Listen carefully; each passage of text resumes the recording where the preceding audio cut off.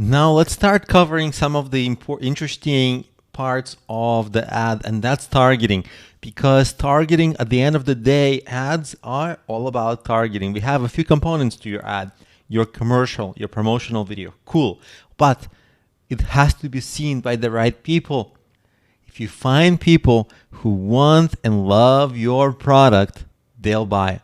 And if you don't, it will be an uphill battle. Finding these people is an incredibly huge part of your success. So let's go over first the demographics. It's things you can actually know and measure about your customers. Let's go over some examples. In my case, the ad I'm running is for a business planning video.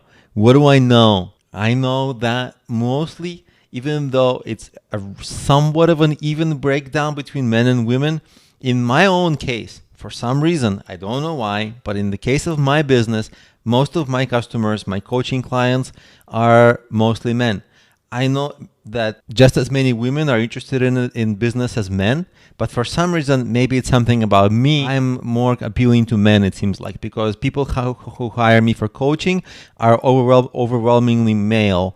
I don't know why, but it's like that. So in my personal case, I'm going to click off the unknown, and I'm going to click off the female. Nothing against women. It's just they don't hire me. I don't know why. So in your case, think of what it is. Now let's go over this. Younger people, what do? They have a tendency they're busy with school and college and social life. They're a little too busy and they get distracted. So I don't really want them. And I don't know if I want to be unknown. And the 65 plus year olds, they're more or less hobbyists in starting a business. And my message doesn't seem to resonate with them. So I rarely get clients who are above 50.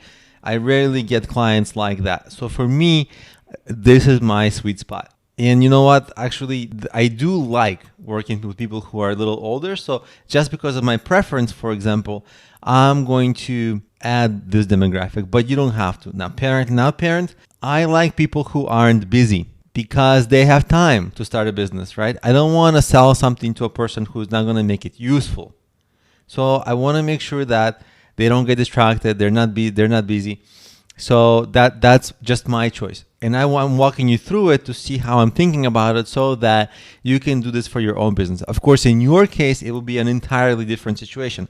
Now, also one issue. Younger people tend to, they're students. They don't have as good a jobs usually, so they can't afford to pay for stuff as much. So that's another reason why it's sometimes good to take away the lower age ranges. But if you have a client base that's younger people, of course, you would want to target younger people. So it's totally going to be up to your clients, and you have to know them very well.